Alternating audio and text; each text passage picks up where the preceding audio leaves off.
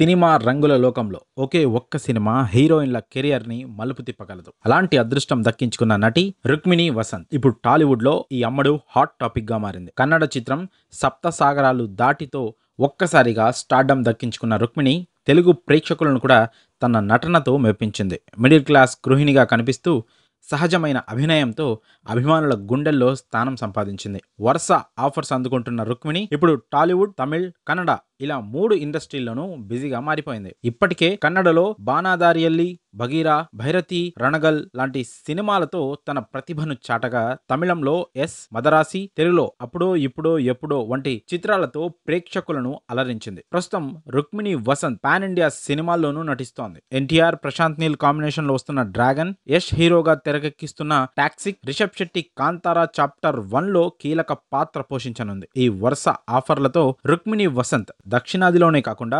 దేశవ్యాప్తంగా స్టార్ హీరోయిన్లలో ఒకరిగా ఎదుగుతోంది అనడంలో ఎలాంటి సందేహం లేదు. మరి రుక్మిణి నటనపై అలాగే ఆమెకు వస్తున్న ఆఫర్స్ పై మీ అభిప్రాయాలను కామెంట్స్ రూపంలో మాకు తెలియజేయండి.